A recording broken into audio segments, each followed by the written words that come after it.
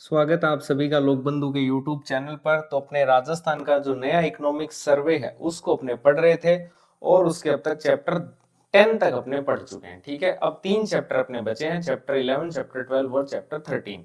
और आज की डेट में यानी कि 6 मार्च को चैप्टर 13 तक की जो पीडीएफ है वो आपके साथ में शेयर कर दी गई है। डिस्क्रिप्शन में टेलीग्राम चैनल का लिंक है, अदरवाइज आप सीधा भी सर्च कर सकते हो लोक बंधु 2025। ठीक है, यहाँ पर आपको पीडीएफ जो है वो मिल जाएगी। डिस्क्रिप्शन में टेलीग्राम चैनल का लिंक भी दिया हुआ है, वहां से भी आप जा सकते हो। 13 की 13 पीडीएफ जो है सर्वे के 13 चैप्टर्स की, वो आपको वहां पर मिल जाएगी। ठीक है, इसके बाद में अपने जो इको सर्वे है उसका कंपाइलेशन जो है वो आने वाला है। जैसे नीतियां एक ही पीडीएफ में हो जाएगी, योजनाएं सारी एक ही पीडीएफ में हो जाएगी, फिर इनकी भी आगे कैटेगरीज बनाएंगे अपने। नीतियां उसमें आपको मिलेगी कि 2025 वाली एक जगह की भी है, 2024 वाली एक जगह है, फिर 23 वाली, इस प्रकार से आ जाएगी। तो 2025 वाली सबसे इंपॉर्टेंट होगी, फिर उसके बाद ये इंपॉर्टेंट होगी और फिर अदर में। इसी प्रकार से योजनाओं का भी डिवाइडेशन होगा। और फिर एक पीडीएफ आंकड़ों की बनेगी और एक पीडीएफ आपके संस्थाएं जो दी हुई है इसमें उनकी बन जाएगी, और एक अवधारणाओं की जो कंसेप्ट्स दिए हुए हैं जीडीपी वगैरह के, इनकी। ठीक है, तो ये भी बहुत जल्द आपको मिलने वाली है। तो आज अपने चैप्टर 11 जो है वो पढ़ने वाले हैं, जो कि है शहरी विकास से रिलेटेड, अर्बन डेवलपमेंट से रिलेटेड।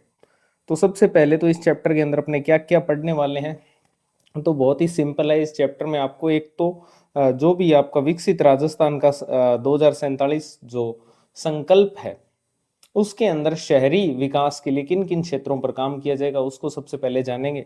उसके बाद अपने जो है शहरी विकास से रिलेटेड जो भी आंकड़े हैं, इसके अंदर अपने और भी बहुत अदर आंकड़े पढ़ेंगे, लेकिन उनमें मेनली अपने शहरी विकास या शहरों से रिलेटेड जो आंकड़े हैं वो ज्यादा देखेंगे, जनगणना 2011 के रेफरेंस को लेते हुए। ठीक है, इसके बाद अपने शहरी विकास से संबंधित जो भी संस्थान है, जैसे कि रेरा है, आवासन मंडल है, विकास प्राधिकरण है, उन सबको देखने वाले हैं। ठीक है, इसके बाद में शहरी विकास से संबंधित जो भी नीतियां हैं उनको देखेंगे, फिर शहरी विकास से संबंधित योजनाओं को देखेंगे, और लास्ट में एक राष्ट्रीय राजधानी क्षेत्र जो है इस पर बात करेंगे।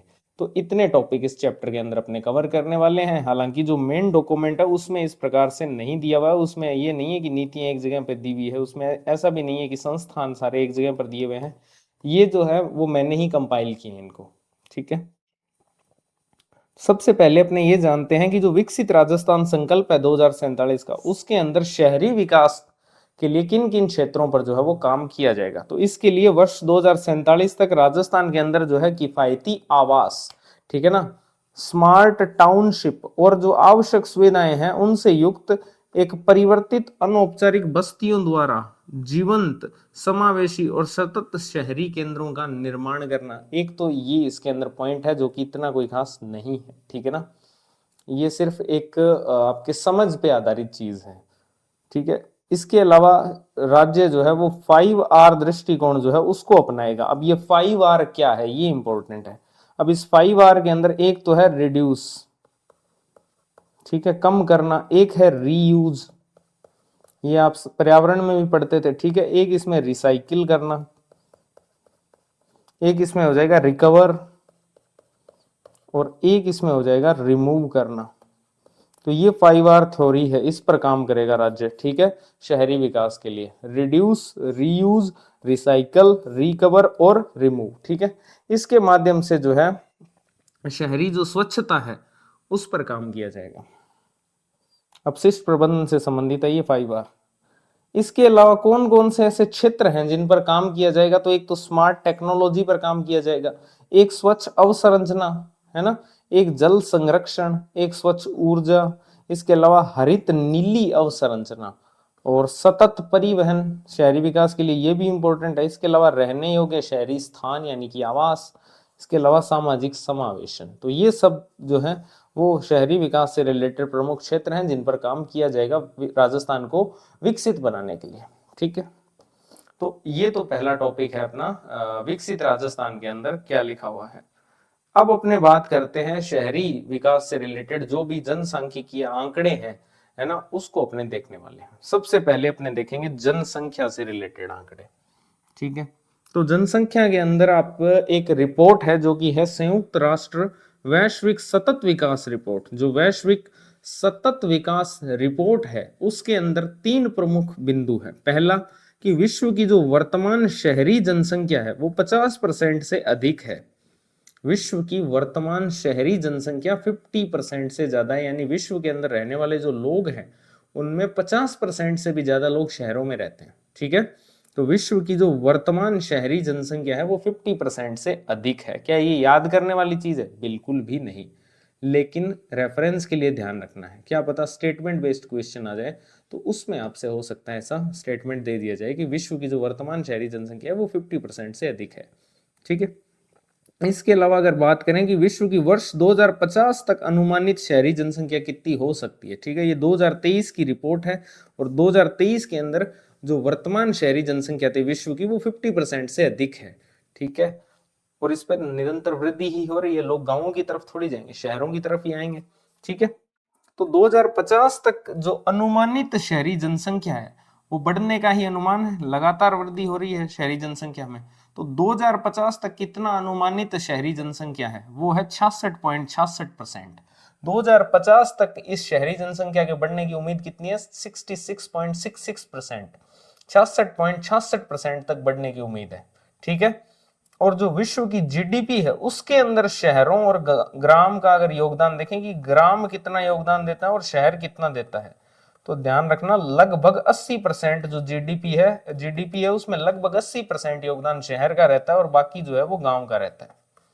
ठीक है, लगभग 80% योगदान शहरों का है। तो 3 इंपॉर्टेंट फैक्ट है जो संयुक्त राष्ट्र की वैश्विक सतत विकास रिपोर्ट 2023 है उसके। पहला कि विश्व के अंदर जो वर्तमान शहरी जनसंख्या है वो 50% से अधिक है। दूसरा, 2050 तक इस शहरी जनसंख्या के 66.66% तक बढ़ने का अनुमान है। तीसरा, वैश्विक जो जीडीपी है उसके अंदर शहरों का योगदान 80% है लगभग। अब अपने बात करेंगे जनगणना 2011 के जो आंकड़े हैं इनसे रिलेटेड। तो राजस्थान की जो कुल जनसंख्या है इसको अपने सबसे पहले देखेंगे। राजस्थान की जो कुल जनसंख्या है, अच्छा इसमें ध्यान रखना पुरुष और महिला वाले आंकड़े आपको याद नहीं करने हैं।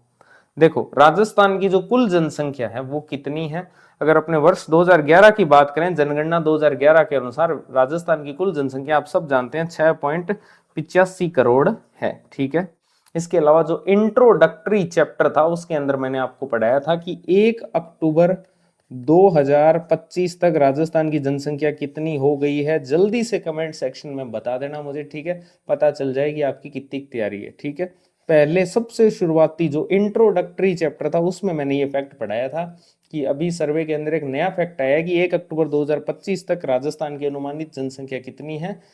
ठीक है, तो वो आप बताना कितनी है। लेकिन वर्ष 2011 के अंदर राजस्थान की कुल जनसंख्या थी 6.85 करोड़। ठीक है, अब एक अनुमान लगाया गया है और वो अनुमान किसने लगाया है तो वो मैं आपको बता देता हूं। ठीक है, स्वास्थ्य और जो परिवार कल्याण मंत्रालय है भारत सरकार का, उसके अंदर एक आयोग है जिसका नाम है राष्ट्रीय जनसंख्या आयोग, और उसके द्वारा ये जनसंख्या के अनुमान प्रस्तुत किए गए हैं वर्ष 2021 और 2031 के लिए। ठीक है, स्वास्थ्य और परिवार कल्याण मंत्रालय के अंदर एक आयोग है जिसका नाम है राष्ट्रीय जनसंख्या आयोग। उसने वर्ष 2021 और 2031 के जनसंख्या अनुमान प्रस्तुत किए हैं और वो अनुमान क्या कहते हैं। ठीक है, देखो 2011 वाले तो आपको पता ही, ये तो जनगणना 2011 के आंकड़े हैं। ठीक है, और ये 2031 और 2021 भी आगे लिखा हुआ आएगा, तो वो सब उस स्वास्थ्य और परिवार कल्याण मंत्रालय का जो आयोग है राष्ट्रीय जनसंख्या आयोग उसके द्वारा लगाए गए अनुमान है। ठीक है, तो उस अनुमान के अनुसार वर्ष 2031 तक राजस्थान की कुल जनसंख्या कितनी अनुमानित है? 8.72 करोड़। कैसे याद करोगे? तो 6.85 था वर्ष 2011 में, अब ये 8 पहले ले आओ बस, तो 8.72 करोड़ जो है अनुमानित जनसंख्या है राजस्थान की वर्ष 2031 तक। ठीक है, अब इसमें पुरुष और महिला के याद नहीं करने हैं, फिर भी याद करना चाहो तो 6.85 करोड़ अगर कुल जनसंख्या है तो उसमें आधे आधे मान लो, तो पुरुष 6 का आधा हो गया 3, तो अब ज्यादा तो पुरुष ही होंगे, तो 3 पॉइंट एक जैसे लेने हैं दोनों ही वर्ड, इधर भी एक जैसे आएंगे। 3.55 करोड़ अगर पुरुष है तो जो बच गई वो 3.30 करोड़ महिलाएं होगी। ठीक है, इसी प्रकार 8.72 करोड़ अगर टोटल जनसंख्या है तो उसमें मैंने बताया कि यहाँ 5-5 एक जैसा लिया तो यहाँ 4-4 एक जैसा ले लो, तो यहाँ तो तीनों ही 4-4 है, 4.44 करोड़ बच गए 4.28 करोड़ महिलाएं। ठीक है, तो ऐसे याद करना है।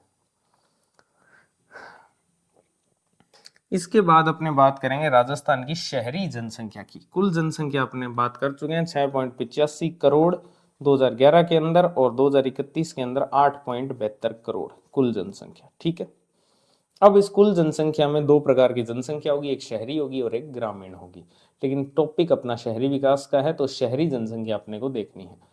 तो जो शहरी जनसंख्या है राजस्थान की वो वर्ष 2011 के अंदर कितनी थी, यानी कि जनगणना 2011 के अंदर कितनी थी। तो ये जो 6.85 करोड़ है आप सब जानते हो, इसमें से अगर अपने लाखों के अंदर बात करें तो 170 लाख जो है वो आपकी क्या थी, शहरी जनसंख्या थी। 170 लाख जो है वो शहरी जनसंख्या थी वर्ष 2011 के अंदर। फिर अगर आप बात करोगे कि 2031 तक अनुमानित शहरी जनसंख्या कितनी है, तो 8.72 करोड़ तो कुल जनसंख्या अनुमानित है, और उसमें से 242 लाख जो है वो शहरी जनसंख्या अनुमानित है। ठीक है, कुल जनसंख्या पर बात कर चुके हैं, अब बात कर रहे हैं शहरी जनसंख्या कितनी है। तो वर्ष 2011 के अंदर अगर अपने बात करें तो जो शहरी जनसंख्या है टोटल वो है 170 लाख, 170 लाख जो है वो शहरी जनसंख्या है। ठीक है, और आपके वर्ष 2031 तक जो अनुमानित शहरी जनसंख्या है वो कितनी है, 242 लाख। ये याद नहीं करने कितने पुरुष हैं कितनी महिलाएं हैं। ठीक है, सिर्फ आपको इतना याद रखना है, राजस्थान की शहरी जनसंख्या वर्ष 2011 के अंदर कितनी है, 170 लाख, 2031 तक कितनी अनुमानित है, 242 लाख। ठीक है, अब मैंने आपको बताया कि ये 6.85 करोड़ में से अगर 170 लाख शहरी जनसंख्या है तो ये प्रतिशत में कितना होगा, तो वो अपने को देखना है। देखो अब अपने प्रतिशत में देखते हैं इनको, भारत और राजस्थान का तुलनात्मक अध्ययन करते हैं शहरी जनसंख्या का। तो भारत और राजस्थान, ठीक है, 1961 के अंदर क्या स्थिति थी याद नहीं करना है, सिर्फ संदर्भ के लिए दिया हुआ है कि भारत के अंदर जो शहरी जनसंख्या थी वो आपके 17.97% थी। फिर वर्ष 2011 के अंदर, जनगणना 2011, ये इंपॉर्टेंट है, जनगणना 2011 के अनुसार भारत की शहरी जनसंख्या 31.14% है। ये याद करना है, वर्ष 2011 के अंदर भारत की शहरी जनसंख्या कितनी है, 31.14%। ये आपको याद भी है क्योंकि आपने जनगणना पढ़ी है। ठीक है, 31.14% भारत की शहरी जनसंख्या है। अब देखो आगे 2021 में कितनी अनुमानित है और 2031 तक कितनी अनुमानित है, ये तो आपको इजीली मैं याद करवा देता हूँ। यहाँ पे 3 है ना, 2011 में 31.14 थी तो 3 और जोड़ दो तो ये आ गई 34.43। 34 के बाद वाला तो याद ही नहीं करना आपको। ठीक है, सिर्फ इतना याद रख लेना, 34% लगभग है ना, तो आप 2021 वाली याद कर लोगे। फिर इसमें और 3 ऐड कर दो क्योंकि ये 3 है ना सबसे पहले, तो 34 में 3 ऐड किया तो 37.55। तो इस प्रकार से आप भारत की जो है वो शहरी जनसंख्या 2011, 2021 और 2031 की याद कर सकते हो। ठीक है, 2011 के अंदर कितनी थी, 2011 के अंदर थी आपके 31.14%। 3 जोड़ दो 34, फिर 3 जोड़ दो 37, ये आ गई 21 और 31 की। इसी प्रकार राजस्थान की 1961 में कितनी थी, 16.28%, नहीं याद करनी। 2011 के अंदर राजस्थान की शहरी जनसंख्या सभी को याद है 24.87%। कितनी है, 24.87%।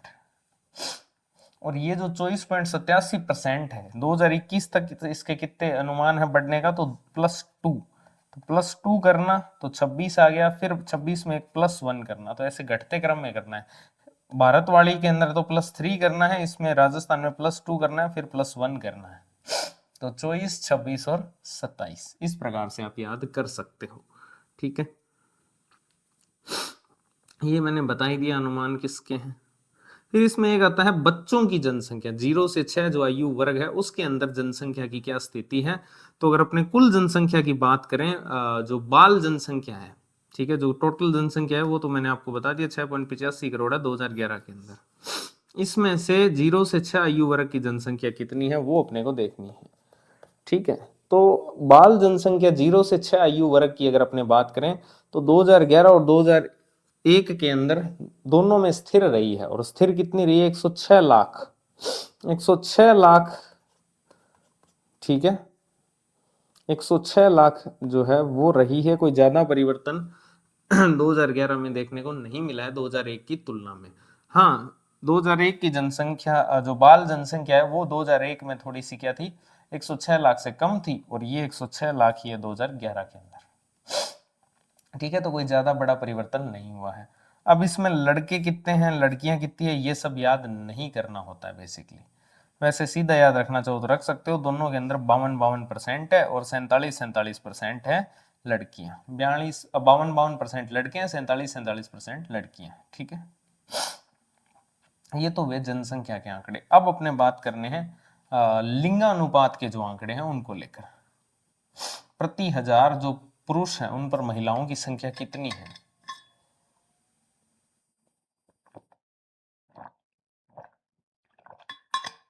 सेक्स रेशो की अपने बात करने वाले हैं। राजस्थान का जो लिंगानुपात है, अब इसमें लिंगानुपात जो है वो दिया हुआ है शहरी और ग्रामीण के हिसाब से ओरिजिनल डॉक्यूमेंट में। तो शहरी लिंगानुपात कितना है राजस्थान का? 914।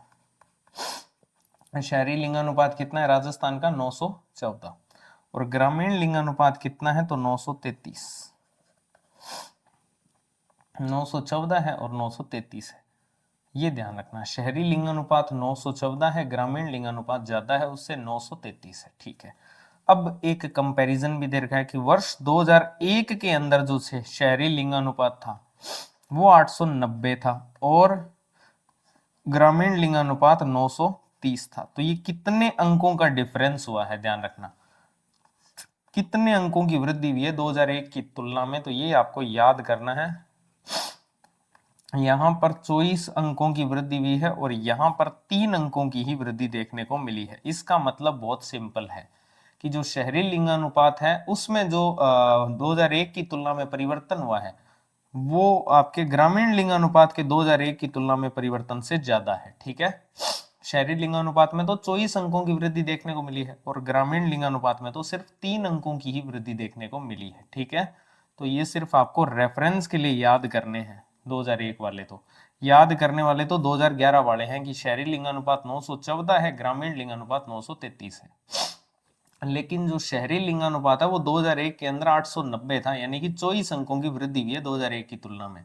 और ग्रामीण लिंगानुपात कोई ज्यादा इसमें अंतर नहीं है, 930 था, यानी सिर्फ 3 अंकों की ही वृद्धि देखने को मिली है, ठीक है।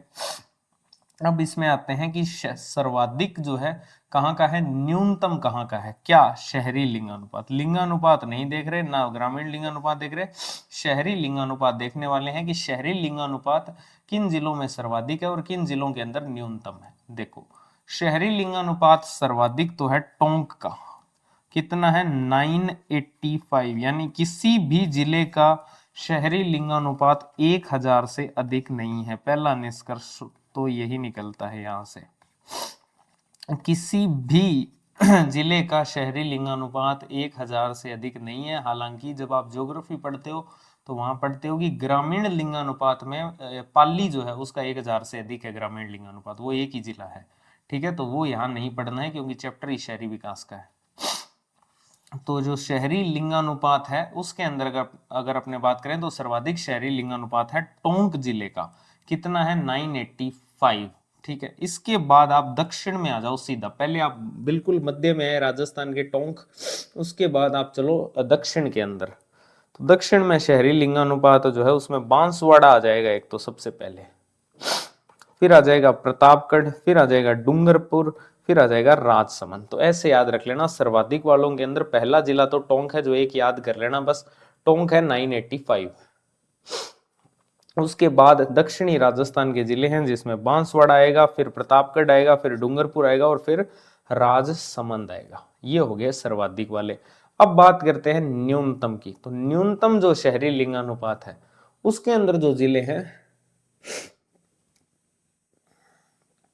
उसमें देखो शहरी लिंगानुपात कहाँ का कम होगा, है ना।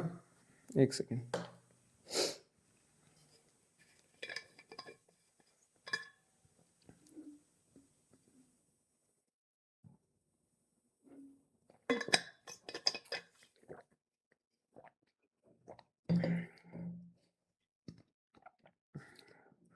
तो इसके बाद अपने देख रहे हैं न्यूनतम शहरी लिंगानुपात वाले जिले। ठीक है, तो न्यूनतम शहरी लिंगानुपात की अगर अपने बात करें तो इसके अंदर सबसे कम जो शहरी लिंगानुपात है वो है जैसलमेर का। ठीक है, इसके बाद में ये जो पूर्वी राजस्थान वाली भरतपुर वाली बेल्ट है जिसमें धौलपुर आता है, एक इसमें अलवर आता है और एक आता है भरतपुर, ये 3 जिले न्यूनतम वाले के अंदर आते हैं और गंगानगर इसमें चौथे नंबर पर है। ध्यान रखना, न्यूनतम शहरी लिंगानुपात में नीचे से है ना, नीचे से चौथे पे है। सबसे कम किसका है? जैसलमेर का। कितना है? 807। इससे एक निष्कर्ष और निकलता है, किसी भी जिले का जो लिंगानुपात है वो 8, सभी जिलों का जो है वो 800 से ज्यादा है। ये ध्यान रखना, सभी जिलों का जो शहरी लिंगानुपात है वो 800 से ज्यादा है। ठीक है, तो ये आपका न्यूनतम का आंकड़ा है जिसके अंदर पूर्वी राजस्थान वाली बेल्ट आएगी और सर्वाधिक वाले आंकड़े में दक्षिणी राजस्थान वाली बेल्ट आएगी सारी। इस प्रकार से आपको याद करवाया है कि जैसलमेर सबसे पहले आएगा और उसके बाद में धौलपुर आएगा, ये सबसे पश्चिमी जिला, फिर सबसे पूर्वी जिला, उसके बाद में धौलपुर के पास वालों में अलवर और भरतपुर, बीच में गंगानगर आएगा चौथे नंबर पे।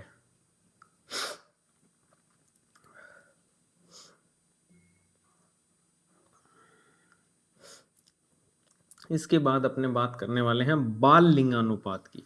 0 से 6 वर्ष तक के बच्चों का जो बाल लिंगानुपात है वो कितना है?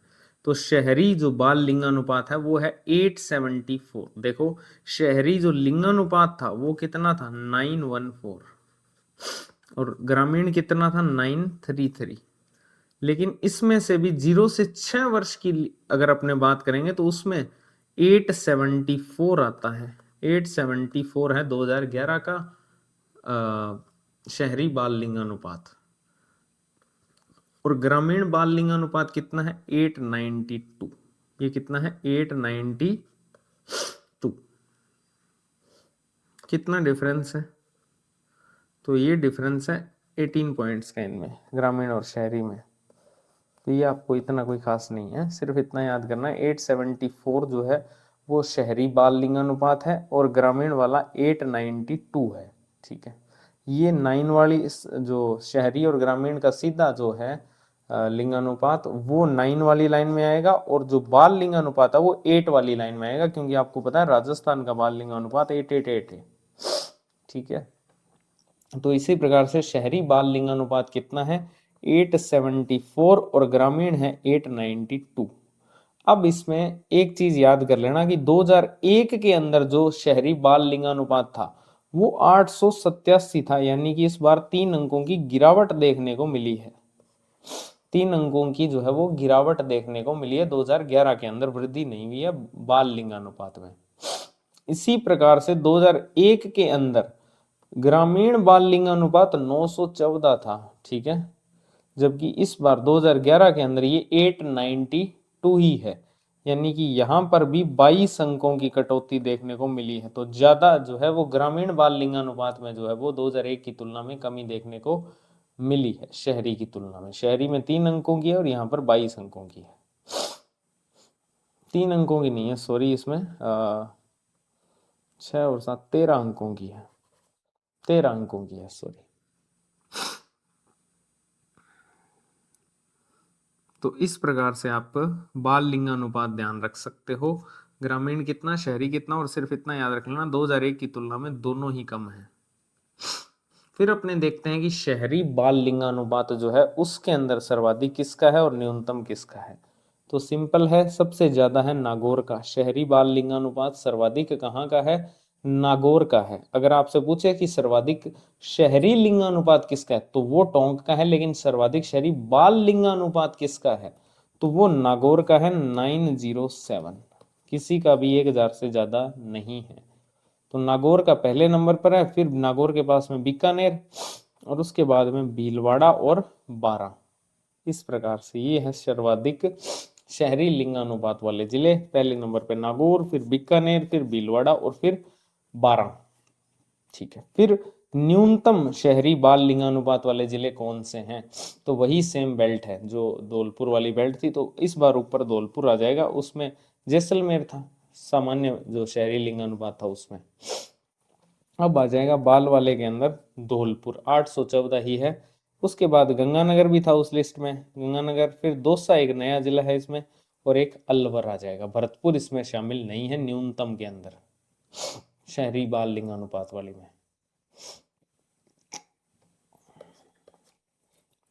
तो ये जिले हैं, ध्यान रखना।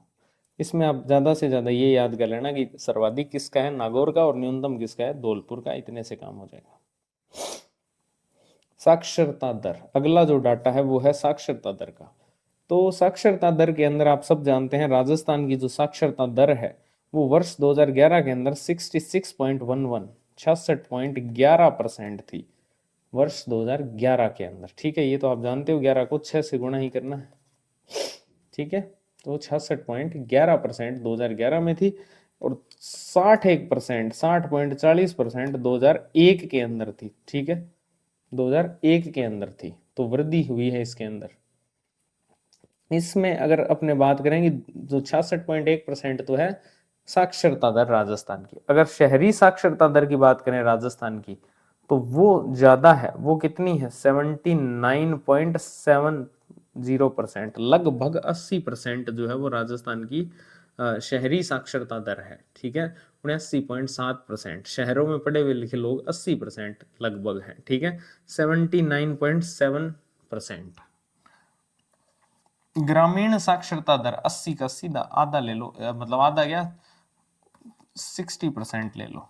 ठीक है, तो 61, लगभग 60 के आसपास 61, तो 61.40% जो है वो ग्रामीण साक्षरता दर है। शहरी साक्षरता दर 79.7 है, लगभग 80 के पास, ये 60 के पास, ऐसे याद कर सकते हो, 79.7 और ग्रामीण वाली 61.40। ठीक है, सामान्य वाली तो आपको पता ही है 66.11%। सर्वाधिक शहरी साक्षरता किन जिलों में है, न्यूनतम शहरी साक्षरता किन जिलों में है। तो देखो सर्वाधिक शहरी जो साक्षरता है वो आपके है दक्षिणी राजस्थान के अंदर, शहरों के अंदर ज्यादा साक्षरता है दक्षिण राजस्थान में। कहाँ कहाँ पर, तो पहले उदयपुर में होगी क्योंकि उदयपुर बड़ा शहर है, 87.5% शहरी साक्षरता है उदयपुर की। फिर आपके बांसवाड़ा, प्रतापगढ़ और डूंगरपुर, और लास्ट में पांचवा अजमेर। ठीक है, न्यूनतम की अगर बात करें, न्यूनतम शहरी साक्षरता, तो उसमें आपके नागौर आ जाएगा 70.6%। ठीक है, फिर नागौर के पास में जालोर पड़ता है, चूरू है, धौलपुर है, करौली है, ये न्यूनतम शहरी साक्षरता वाले जिले हो जाएंगे। नागौर, जालोर, चूरू, धौलपुर, है ना, करौली। तो ये थी साक्षरता दर। अब अपने बात करते हैं 1 लाख और उससे अधिक की जनसंख्या वाले राजस्थान के अंदर कितने शहर हैं, और सर्वाधिक किसकी जनसंख्या है। देखो ये जो शहर है इन सब की एक खासियत है कि इनकी जनसंख्या 1 लाख से अधिक है या 1 लाख है। ठीक है, उन शहरों की बात कर रहे हैं, तो उन शहरों के अंदर जो सबसे बड़े शहर हैं वो देखते हैं। सबसे बड़े शहरों में सबसे पहला आता है जयपुर। सबसे बड़ा शहर है राजस्थान का जयपुर, जिसकी जनसंख्या लगभग 30 लाख है, यानी कि 30.46 लाख है जयपुर की जनसंख्या, और ये सबसे बड़ा शहर है राजस्थान का, शहर नहीं शहर। ठीक है, 30.46 लाख जो है वो जयपुर की जनसंख्या है, और सबसे बड़े शहरों में आता है। दूसरे नंबर पर आता है जोधपुर, जो लगभग 11 लाख की जनसंख्या है। याद नहीं करना है, सिर्फ रेफरेंस याद रखने हैं कि अच्छा 11 लाख है लगभग। तीसरे नंबर पर फिर कोटा आएगा, कोटा की है लगभग 10 लाख।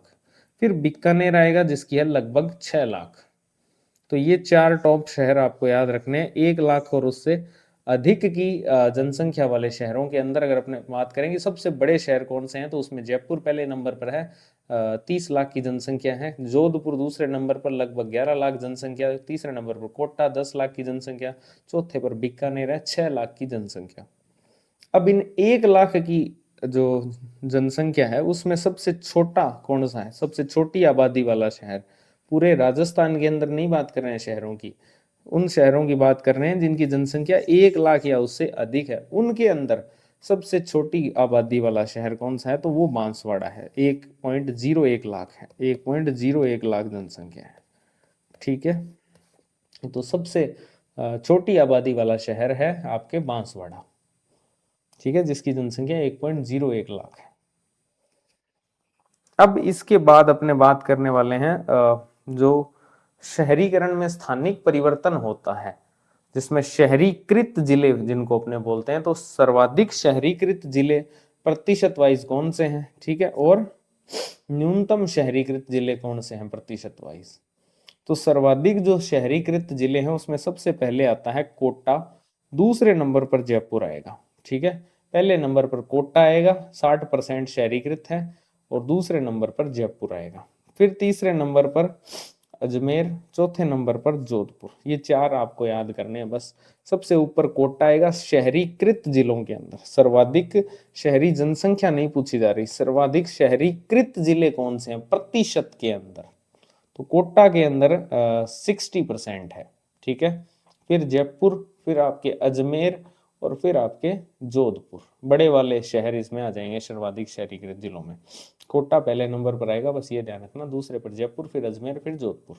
न्यूनतम के अंदर दक्षिणी राजस्थान में आएगा, फिर शहरीकृत, न्यूनतम शहरीकृत में, ठीक है। उसमें पहले नंबर पर जैसे डूंगरपुर आ गया, फिर आपके बाड़मेर आएगा, ठीक है, फिर बांसवाड़ा आएगा, और फिर आपके प्रतापगढ़ आएगा।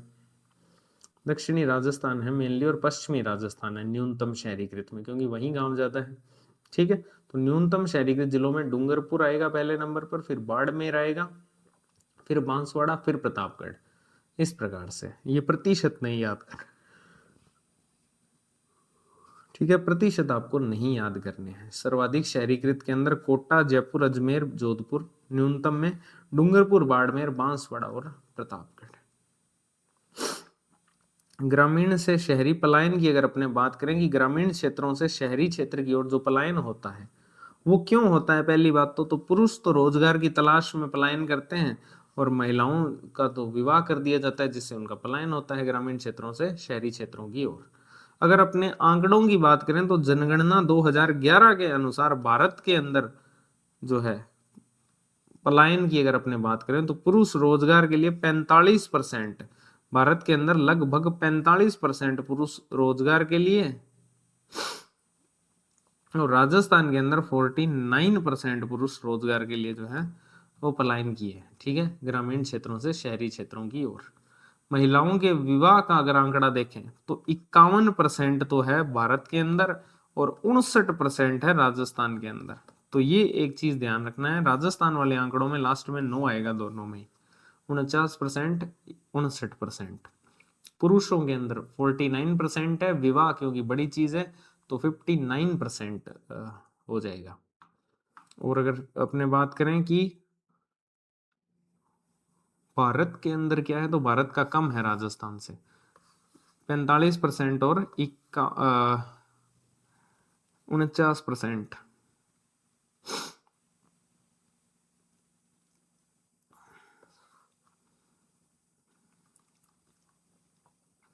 ठीक है, एक तो ये इतना इम्पोर्टेंट नहीं है वैसे तो, लेकिन फिर भी अगर आप याद करना चाहो तो कर सकते हो कि कितने पुरुषों का पलायन होता है। राजस्थान में 49%, भारत के अंदर 45%। राजस्थान में महिलाओं का पलायन 59%, भारत में 51%। अब इसमें एक फैक्ट आपको याद करना है, वो मैं बता देता हूँ कि राष्ट्रीय स्तर पर पलायन की बात करें तो 794 लाख व्यक्तियों का होता है, राजस्थान में पलायन होता है 32 लाख व्यक्तियों का। लेकिन ये दोनों ही फैक्ट नहीं इंपॉर्टेंट, फैक्ट ये इंपॉर्टेंट है कि राजस्थान के अंदर जो पलायन हो रहा है वो भारत के कुल पलायन का 4% है। यानी भारत के अंदर 794 लाख व्यक्तियों का पलायन हो रहा है और राजस्थान में 32 लाख का हो रहा है, तो ये इसका कितना परसेंट है, तो ये इसका 4% है, ठीक है, ये चीज है। तो भारत के कुल पलायन का 4% जो है वो राजस्थान के अंदर है।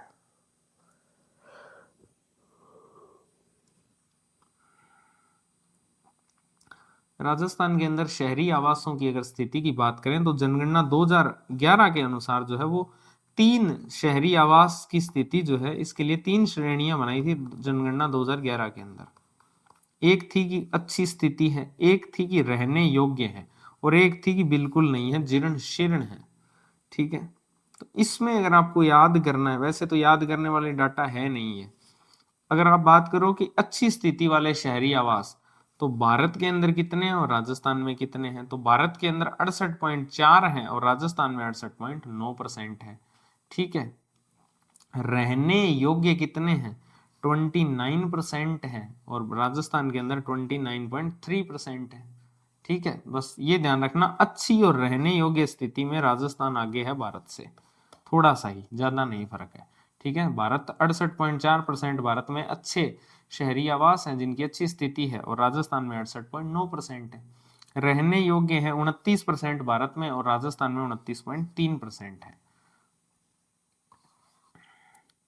जीर्ण शीर्ण अगर अपने बात करें तो भारत के अंदर 3% है, और राजस्थान के अंदर 1.8% ही है। ये यहाँ राजस्थान में कमी देखने को मिलेगी भारत की तुलना में। 3% जीर्ण शीर्ण भारत में है, 1.8% राजस्थान में है। ओके,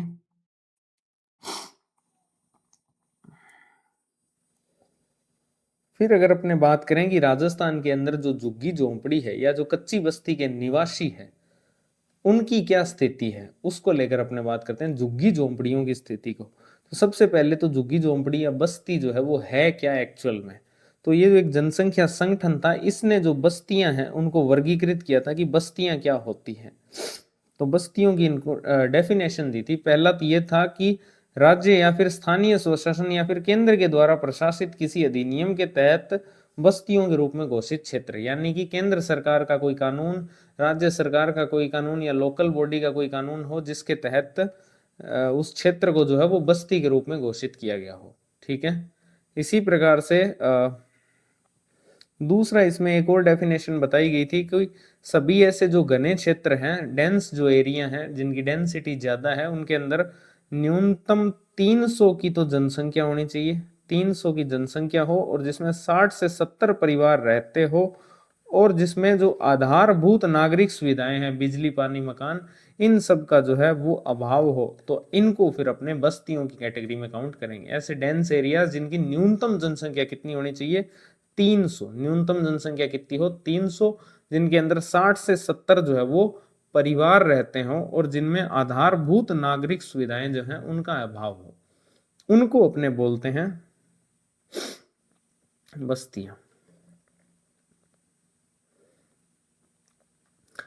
फिर अपने बात करते हैं कि वर्ष 2011 की जनगणना जो है उसके अकॉर्डिंग क्या स्थिति है बस्तियों की, आबादी वगैरह की। ठीक है, तो इसके अंदर आपको क्या क्या याद करना है वो मैं एक्चुअली में बता देता हूँ। देखो, एक तो ये फैक्ट याद कर लेना कि राजस्थान के अंदर झुग्गियों में रहने वालों की आबादी कितनी है, तो वो है 20.68 लाख, सिर्फ 20 लाख याद कर लेना कि राजस्थान के अंदर जो झुग्गियों में रहने वाली आबादी है वो है 20 लाख।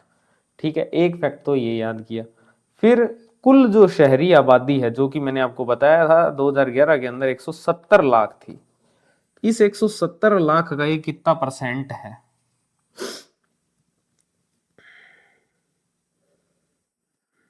तो ये आप ध्यान रखना, कुल शहरी आबादी का 12.13% है। कितनी है आबादी झुग्गियों की, तो 20 लाख। कुल शहरी आबादी का कितना परसेंट है, 12.13%। ये दो डाटा याद करने। इसके बाद कच्ची बस्ती में रहने वाले निवासियों की सबसे अधिक जनसंख्या कहां पर है, सबसे अधिक जनसंख्या जो है वो जयपुर के अंदर है, जयपुर नगर निगम एरिया के अंदर 3.23 लाख है। राज्य की कच्ची बस्ती की जो जनसंख्या है जो कि 20 लाख है, उसका ये 15.64% है, और जयपुर नगर की कुल जनसंख्या का 10.62% है। जयपुर नगर की कुल जनसंख्या कितनी थी, 30 लाख बताई थी, है ना, उसका ये 10.62% है। तो ये सब आपको याद नहीं करना है एक्चुअली में, मैं आपको सिंपल बता देता हूँ। एक फैक्ट ये याद करना है, आबादियों की आबादी कितनी है झुग्गियों में रहने वालों की, 20 लाख, कुल शहरी आबादी का 12.13% है। सर्वाधिक कहाँ पर है, सबसे अधिक जनसंख्या कहाँ पर है इन झुग्गियों में रहने वालों की, तो सबसे ज्यादा है जयपुर के अंदर, फिर कोटा, फिर जोधपुर, और फिर है बीकानेर। ठीक है, बस ये परसेंटेज कुछ याद नहीं करने। जयपुर पहले नंबर पर, फिर कोटा में होंगे, फिर जोधपुर के अंदर जो बड़े सिटीज होगी उनके अंदर ही होगी, फिर बीकानेर, सेम वही है बड़े शहरों वाली स्थिति। फिर अगर अपने बात करें कि जो शहर की कुल आबादी है उसमें सबसे अधिक कच्ची बस्ती निवासियों का जो प्रतिशत है, जैसे शहर जो शहरी जनसंख्या है इसके अंदर कितने परसेंट जो लोग हैं वो झुग्गियों में रह रहे हैं, इस आधार पर अपने देख रहे हैं कितने परसेंट लोग झुग्गियों में रह रहे हैं उस शहरी आबादी के। तो उसके अंदर पीलीबंगा एक शहर है जो कि हनुमानगढ़ में, आप जानते हो कालीबंगा पीलीबंगा, ठीक है। तो पीलीबंगा जो शहर था, 2011 के आंकड़े हैं ये, पीलीबंगा के अंदर जो जितनी भी शहरी आबादी थी उसकी लगभग 74% आबादी जो है वो झुग्गियों में निवास करती थी। ठीक है, 74% आबादी। तो इसमें सिर्फ एक याद रखना आप कि शहर की कुल आबादी में सबसे अधिक कच्ची बस्ती निवासियों का प्रतिशत किस शहर के अंदर है, तो पीलीबंगा के अंदर है, 74.53%। उसके बाद एक जहाजपुर है और एक केसरी सिंहपुर है गंगानगर के अंदर, करणपुर के पास। ठीक है, तो ये 3 शहर हैं जिनमें से आपको सिर्फ एक पीलीबंगा याद रखना है सर्वाधिक में। अगर आप जनसांख्यिकी की स्थिति को देखोगे कच्ची बस्तियों की, तो साक्षरता दर कितनी है इनकी, साक्षरता दर है इनकी 69.79%, जो आपको नहीं याद करनी है, बेसिकली करना चाहो तो कर लेना, 69.79। लिंगानुपात की बात करें तो 917 है। ठीक है, लिंगानुपात कितना है, 917 है। और बाल लिंगानुपात 897 है। देखो सब में साथ साथ आएगा, इनमें क्रेडिट खुद चल के आता है। ये क्रिकेट देखते हैं उनको ही समझ आएगा, बैड मुंडा। ठीक है, अगर अपने साक्षरता दर, कच्ची बस्तियों की जनसांख्यिकी की स्थिति को अगर अपने देखें तो साक्षरता दर की बात करें तो वो 69.79। ठीक है, लिंगानुपात 917 है। ठीक है, लास्ट में 7 ही आना है। बाल लिंगानुपात कितना है, 897। तो ये स्थिति है। ठीक है, ये आप याद करना चाहो तो कर सकते हो, अदरवाइज इतना कोई खास भी नहीं। अब अपने देखने वाले हैं शहरी विकास से संबंधित जो भी संस्थान है उनको।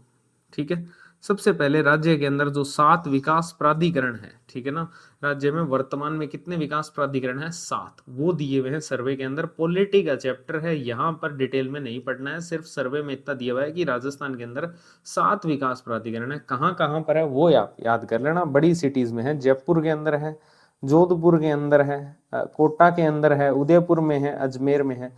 तो ये 5 तो बड़ी सिटीज ही होगी। इसके अलावा अभी 2 और बने हैं, भरतपुर और बीकानेर के अंदर। ठीक है, बीकानेर और भरतपुर के अंदर भी 2 विकास प्राधिकरण नए बने हैं। फिर इसके अलावा 12 जो है वो शहरी न्यास भी हैं। क्या है, 12 शहरी न्यास। जैसे एक अलवर के अंदर है, ठीक है, दूसरा आबू के अंदर है, तीसरा बाड़मेर के अंदर है, चौथा भीलवाड़ा के अंदर है, फिर चित्तौड़गढ़ में है, एक जैसलमेर के अंदर है, पाली के अंदर है, गंगानगर के अंदर है, सीकर में है, बालोतरा में है, दौसा, बांदीकुई और सवाई माधोपुर। ठीक है, तो ये आपके 12 शहरी न्यास हैं। इसमें याद करने वालों में एक तो आबू याद कर लेना। ठीक है, इसके अलावा जो नए जिले बने हैं जैसे बालोतरा है तो यहाँ पर एक शहरी न्यास है, वो एक दौसा बांदीकुई याद कर लेना। ठीक है, तो ये याद कर लेना। बाकी ऐसा याद रखना शहरी न्यास कितने हैं, 12। इसके बाद में अगला जो संस्थान है वो है Jaipur metro rail corporation limited. ठीक है, Jaipur metro rail corporation limited जो है ये जयपुर मेट्रो का संचालन करती है। और जो जयपुर मेट्रो है उसको अपने डिटेल में यहाँ देखने वाले हैं। तो जयपुर मेट्रो जो है उसके अब तक 2 चरण, ठीक है, चरण 1, चरण 2। ठीक है, चरण 2 प्रस्तावित है, चरण 1 जो चल रहा है। चरण 1 के अंदर 4 फेज हैं, फेज 1, फेज 1 और फेज 2। चरण 1 के अंदर फेज 1 है, फिर फेज 2 है ना। अच्छा, 2 को चरण 2 में मान लिया इन्होंने। 2 चरण, चरण 1 और चरण 2, और फिर इसके अंदर 4 फेज हैं, चरण 1A, B, 1C और 1D, इस प्रकार से। अब इनको एक एक करके देखना ये कहां से कहां तक है। सबसे पहले जब जयपुर मेट्रो स्टार्ट हुई थी तो वो स्टार्ट हुई थी मानसरोवर से लेकर चांदपोल तक। ठीक है, मानसरोवर से लेकर चांदपोल तक जो है वो स्टार्ट हुई थी। वर्तमान में ये बड़ी चौपड़ तक है। आप सब जानते हो, जो मेट्रो में सफर करते हैं उन सबको पता है, मानसरोवर मेट्रो स्टेशन है और एक बड़ी चौपड़ मेट्रो स्टेशन है, इनके बीच में मेट्रो चलती है जयपुर के अंदर। ठीक है, तो अब जो है सबसे तो पहले जब शुरू हुई थी तब ये बड़ी चौपड़ तक नहीं थी, तब ये चांदपोल तक ही थी। तो जो चरण 1A है उसके अंदर मानसरोवर से लेकर ये चांदपोल तक बनी थी और इसका संचालन हुआ था 3 जून 2015। कब हुआ था, 3 जून 2015 को। ठीक है, और इसके अंदर जो वित्त पोषण किया था पहली बार वो राज्य सरकार ने ही किया था। चरण 1A जो कि मानसरोवर से चांदपोल तक था, 3 जून 2015 को संचालन हुआ था और पूर्णतः राज्य सरकार ने ही इसमें वित्त पोषण किया था। फिर आया चरण 1B, उसी को ही आगे ले जा रहे हैं, नई मेट्रो रेल लाइन नहीं लेके आ रहे हैं।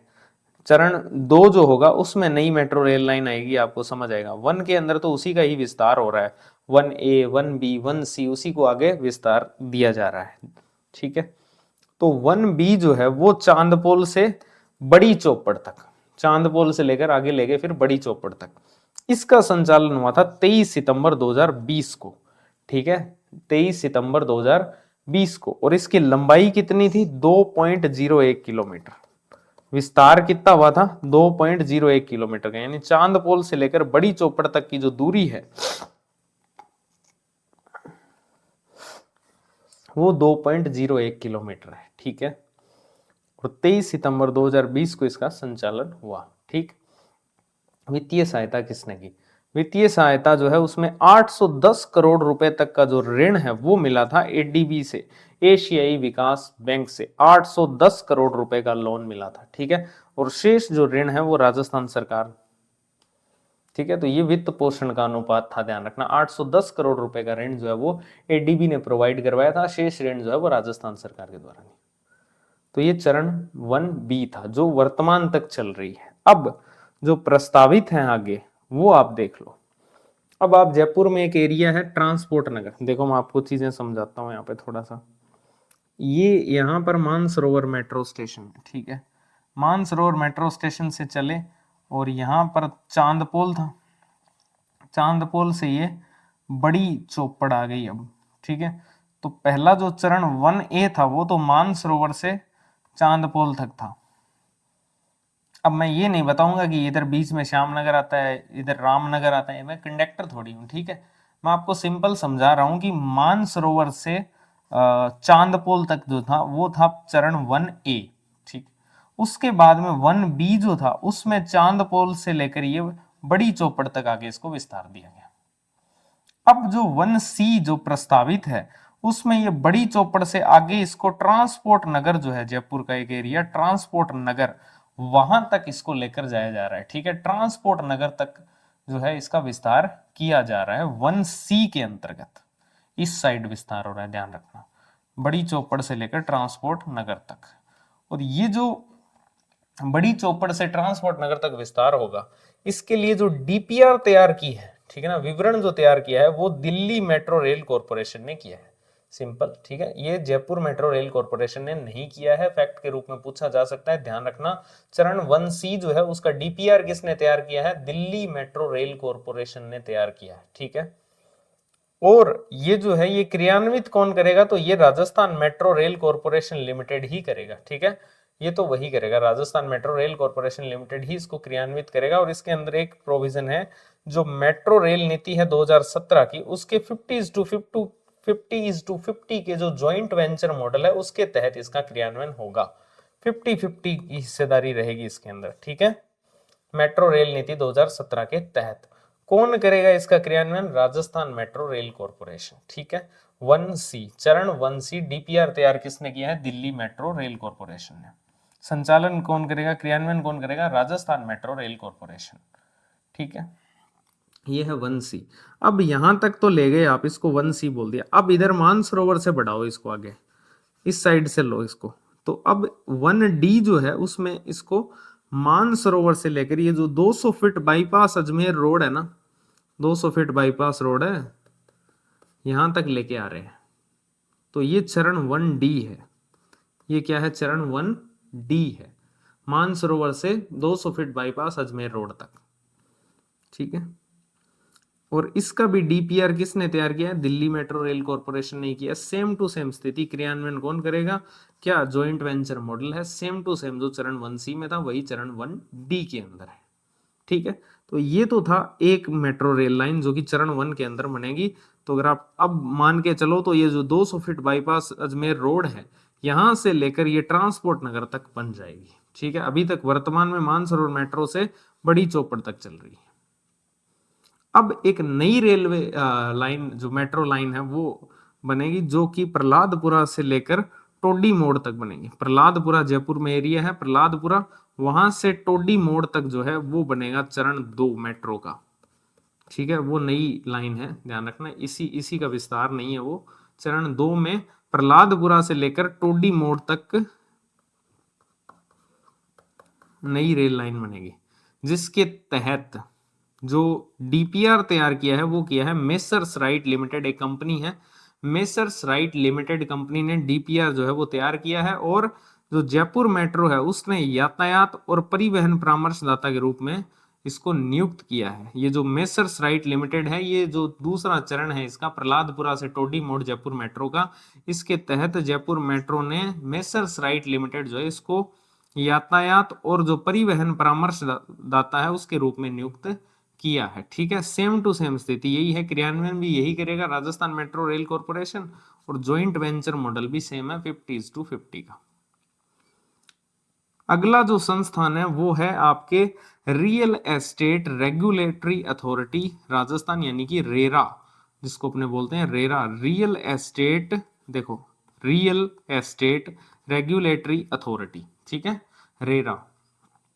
अब इसको अपने गठन की अगर अपने बात करें तो इसका गठन जो है 6 मार्च 2019 जो है 6 मार्च 2019 को राजस्थान सरकार के द्वारा दो गठन किए गए। एक रेरा का गठन किया गया जो कि Rajasthan real estate regulatory authority है, और दूसरा रियल एस्टेट अपीलिएट ट्रिब्यूनल जो है, ट्रिब्यूनल जो है जो अधिकरण है उसका भी गठन हुआ।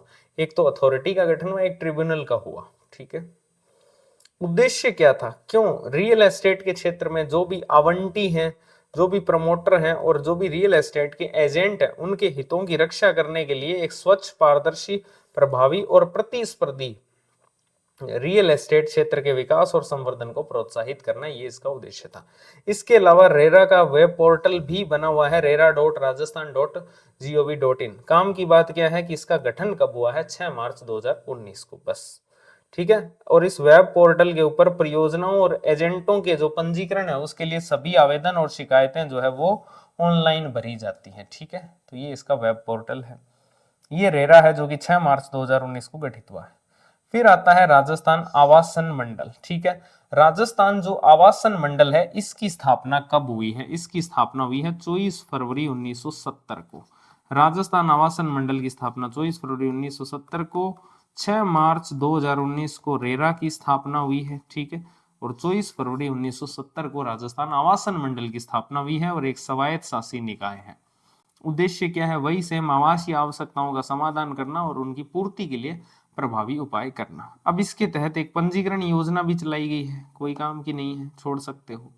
फिर भी अगर आप पढ़ना चाहो तो 12 मई 2025 तक 5 आवासीय योजनाओं के अंतर्गत, 7 आवासीय योजनाओं के अंदर 20 अगस्त तक, दिसंबर तक 3 आवासीय योजनाओं के अंदर, तो टोटल आपके 15 आवासीय योजनाओं के अंतर्गत 2025 के अंदर पंजीकरण किया गया है। ठीक है ना, आवास का, आवासीय योजनाओं के अंतर्गत पंजीकरण हुआ है। ठीक, कोई काम का नहीं है, ज्यादा लोड मत लो।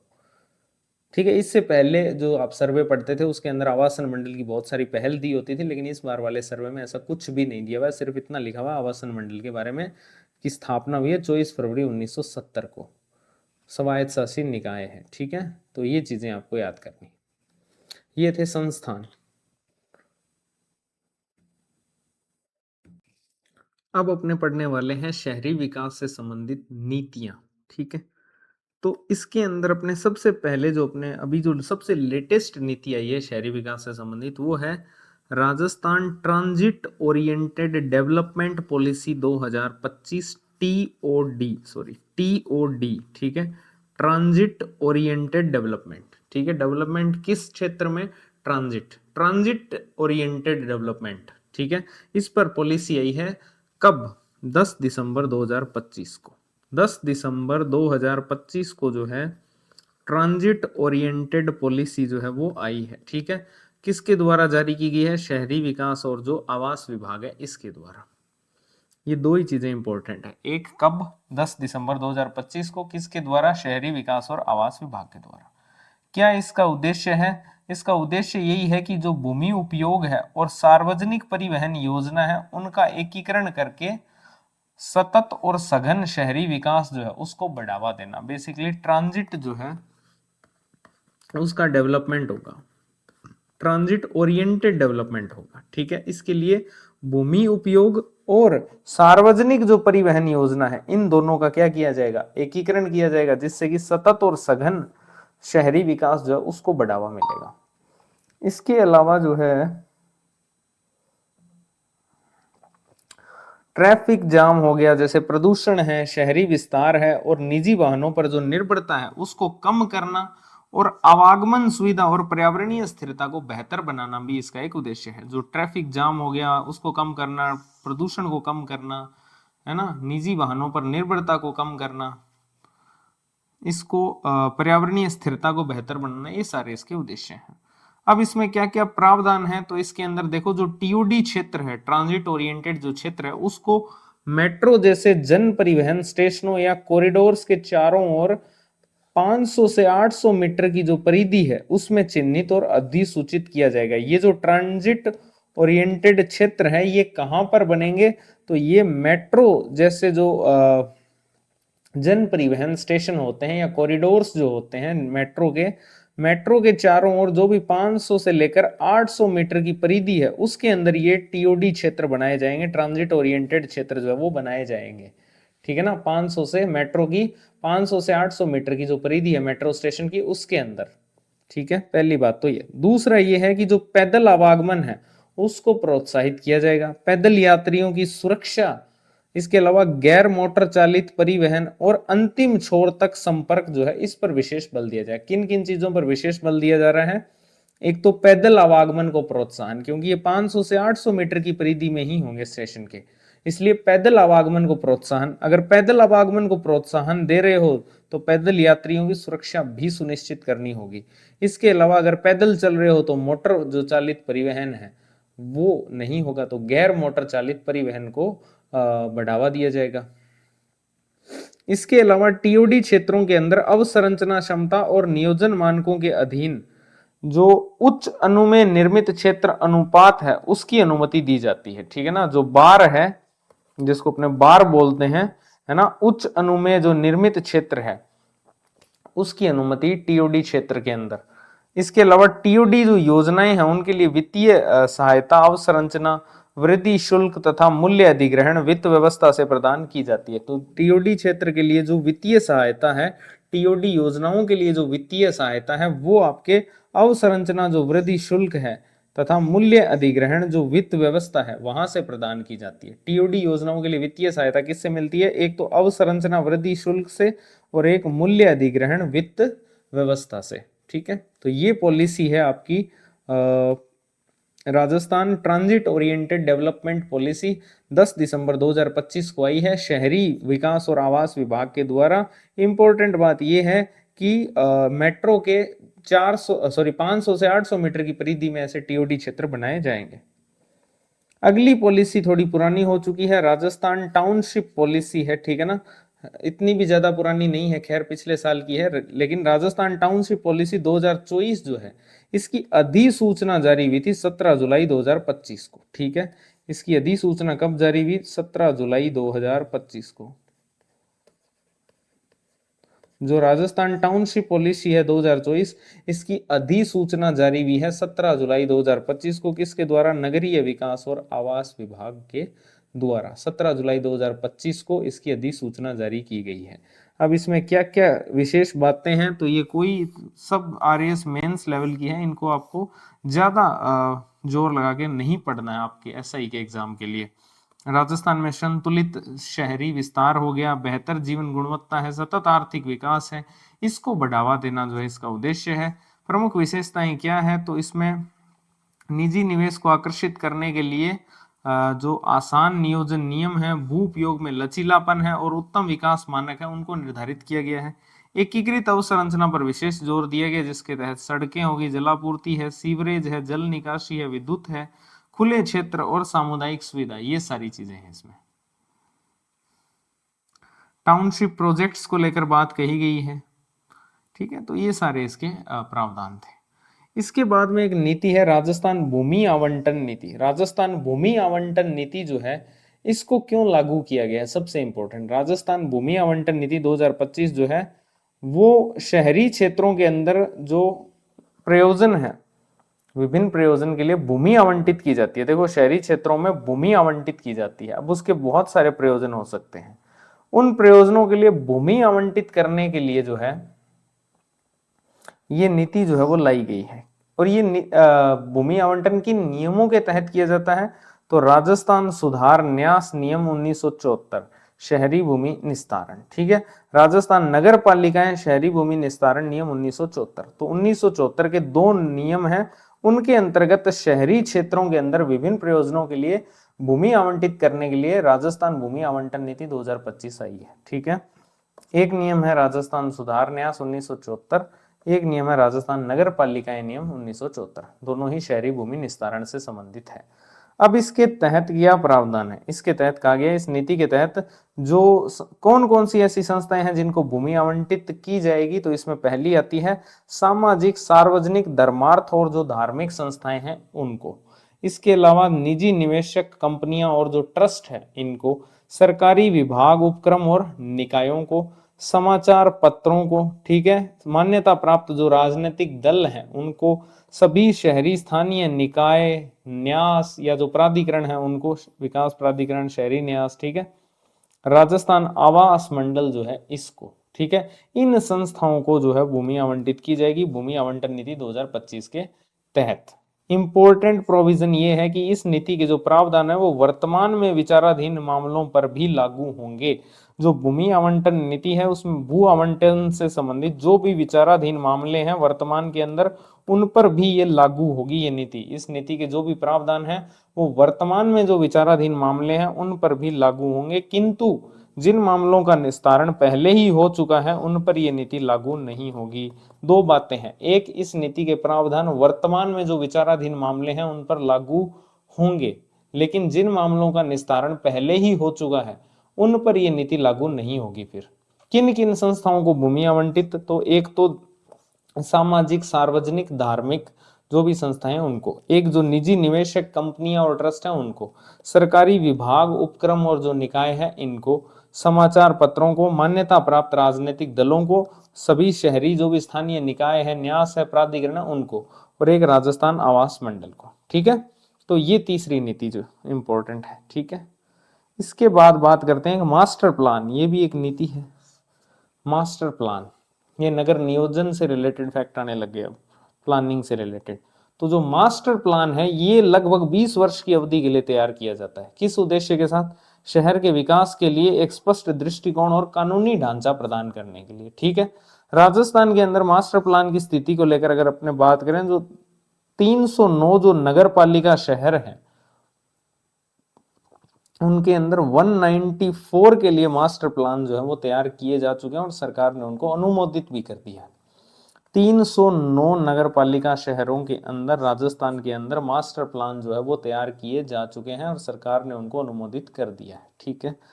अगर अपने बात करें तो वर्ष 2023 से लेकर 2025 की अवधि में राज्य के अंदर 79 जो है नवीन नगर पालिकाओं का गठन हुआ है। कितनी नई नगर पालिकाएं और बनी है, 79।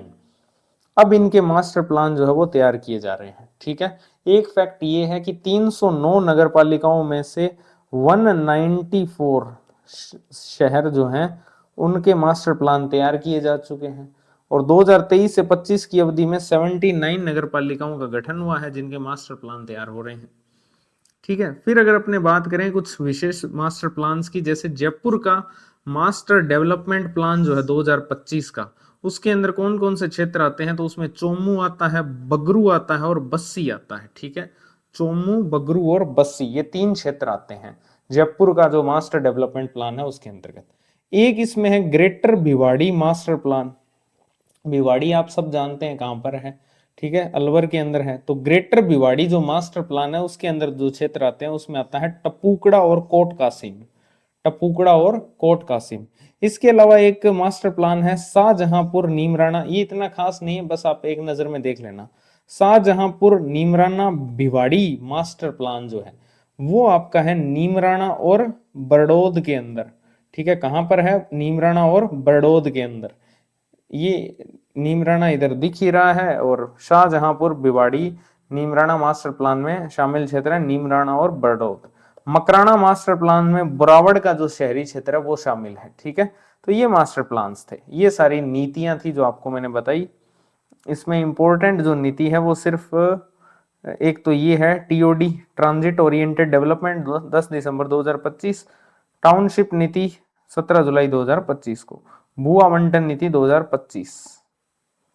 ठीक है, अब अपने शहरी विकास से संबंधित योजनाएं जो है वो देखने वाले हैं।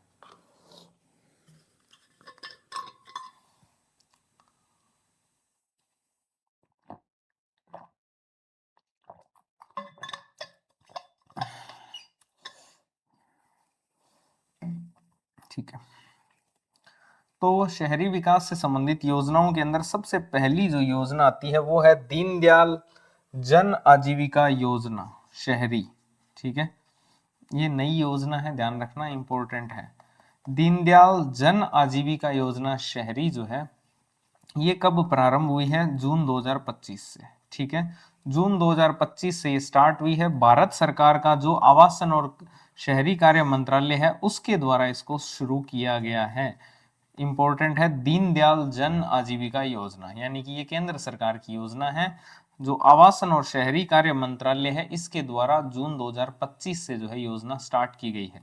पायलट शहर के रूप में ये कहां पर शुरू हुई है? जयपुर नगर निगम के अंदर। ठीक है, जयपुर नगर निगम से इसका प्रारंभ हुआ है पायलट शहर के रूप में। ठीक है, 3 फैक्ट, कब शुरू हुई? जून 2025 में। किसके द्वारा? आवासन और शहरी कार्य मंत्रालय के द्वारा। कहां पायलट शहर के रूप में इसका प्रारंभ हुआ? जयपुर नगर निगम में। लाभार्थी कौन है?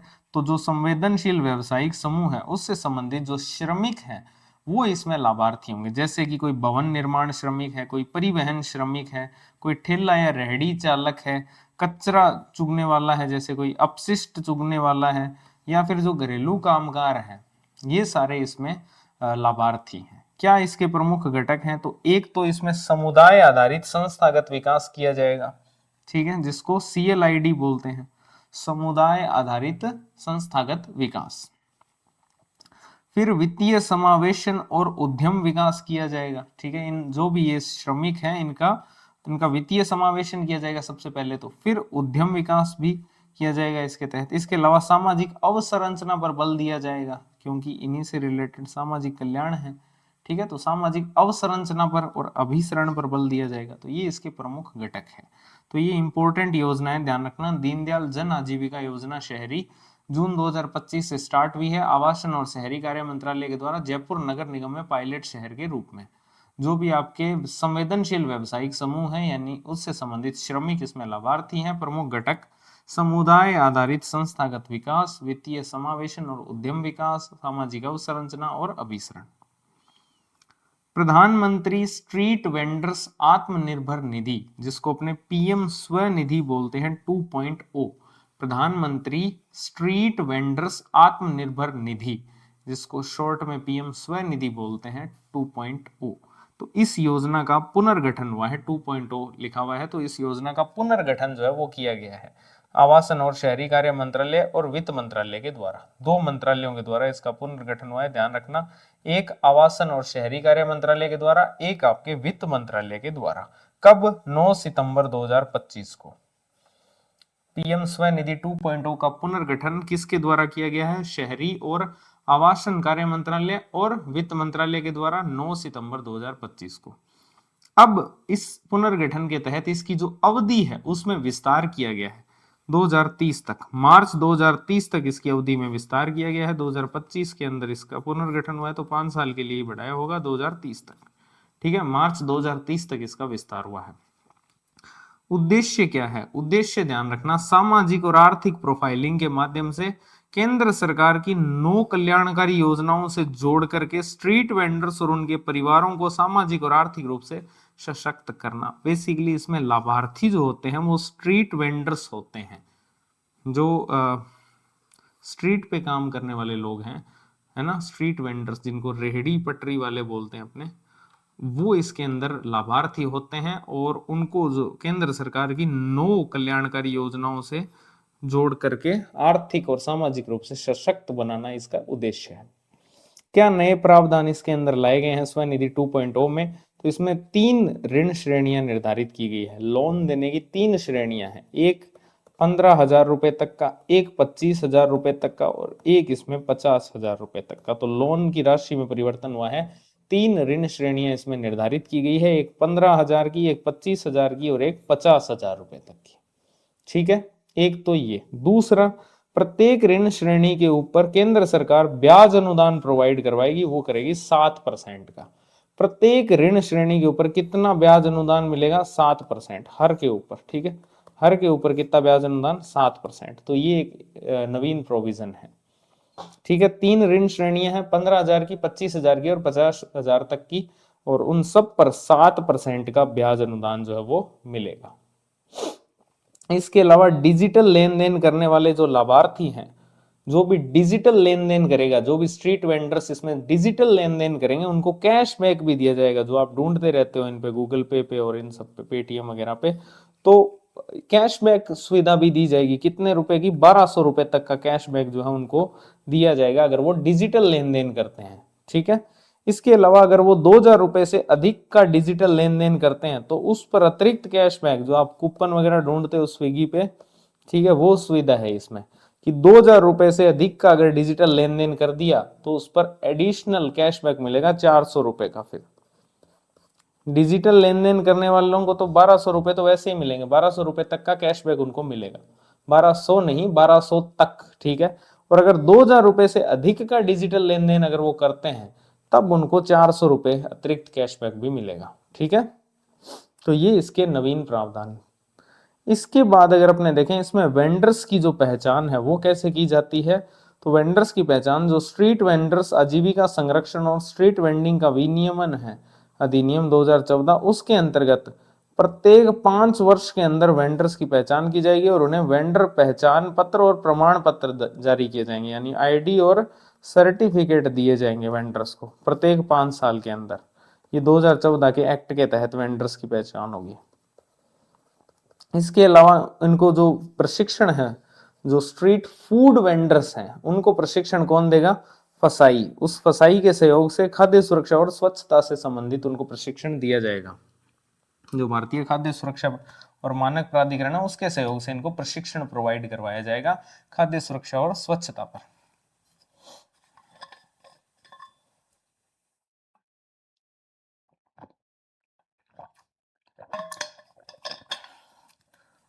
तो ये है पीएम स्वनिधि 2.0। एक बार और रिकॉल करते हैं इसको। इसका पुनर्गठन हुआ है 9 सितंबर 2025 को शहरी कार्य और आवासन मंत्रालय और वित्त मंत्रालय के द्वारा। अवधि में विस्तार मार्च 2030 तक। ठीक है, नवीन प्रावधानों में 3 ऋण श्रेणियां हैं, 15,000 की, 25,000 की और 50,000 की। इसके अलावा इसमें प्रत्येक ऋण श्रेणी के ऊपर केंद्र सरकार ब्याज अनुदान देगी 7% का। डिजिटल लेन देन करने पर 1,200 रुपए तक का कैशबैक मिलेगा, एडिशनल 400 रुपए का कैशबैक मिलेगा अगर 2,000 रुपए से अधिक का डिजिटल लेन देन किया तो। 2014 के एक्ट के तहत प्रत्येक 5 साल के अंदर वेंडर्स की पहचान की जाती है और उनको आईडी दी जाती है। ट्रेनिंग दी जाएगी फसाई के माध्यम से।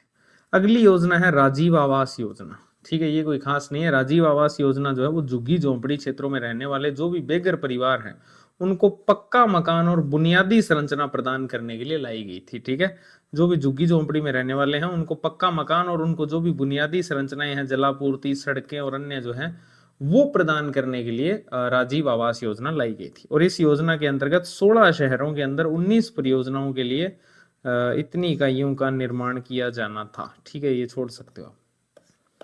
ठीक है, तो ये राजीव आवास योजना है बेसिकली, जो कि 16 शहरों के अंदर 19 प्रोजेक्ट्स के तहत चलाई गई थी। इसके बाद एक आता है Rajasthan urban development fund second, RUDF, Rajasthan urban development fund. ठीक है, इसका गठन कब? सेकंड, इसका गठन हुआ है 25 अगस्त 2021 को। जो सेकंड वाला है उसका गठन हुआ है 25 अगस्त 2021 को। किसका? राजस्थान अर्बन डेवलपमेंट फंड का। इसको कहां से कोष की प्राप्ति होती है, तो एक तो इसमें ऋण कहां से, तो हुडको करके एक संस्थान है, इसके अलावा वित्तीय संस्थाएं हैं, बैंक है, यहां से तो मिलता है ऋण। अनुदान कहां से, विशेष या जो अतिरिक्त अनुदान है वो राज्य सरकार से मिलता है। अंशदान कहां से, तो अंशदान जो अर्बन लोकल बॉडीज है, विकास प्राधिकरण है, जो भी शहरी न्यास है, राजस्थान आवासन मंडल है, यहां से अंशदान मिलता है। तो इस प्रकार से कोष जो है उनकी प्राप्ति होती है अर्बन डेवलपमेंट फंड के अंदर। ठीक है, ऋण कहां से मिलता है, हुडको वित्तीय संस्थाओं और बैंकों से। अनुदान मिलता है राज्य सरकार से। अंशदान मिलता है अर्बन लोकल बॉडीज से, विकास प्राधिकरणों से, यूआईटी यानी शहरी न्यास, और राजस्थान आवासन मंडल। इसके अलावा 7 सीवरेज परियोजनाएं भी चल रही है राजस्थान सरकार के द्वारा। 7 शहरों के अंदर सीवरेज डालने और ट्रीटमेंट प्लांट कार्य के लिए 7 शहरों में सीवरेज परियोजनाएं। कहां कहां पर, तो गंगानगर के अंदर, ठीक है, बांसवाड़ा के अंदर, नॉर्थ साउथ, ठीक है, 2 हो गए, 5 बचे। मकराना, नागौर में जरूरत है, मकराना डीडवाना, 2 नागौर के ले लिए, ठीक है।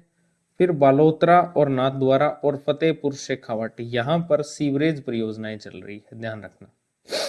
Smart cities mission, smart cities mission आप बहुत बार पढ़ चुके हो। जून 2015 के अंदर भारत सरकार ने इसको स्टार्ट किया था।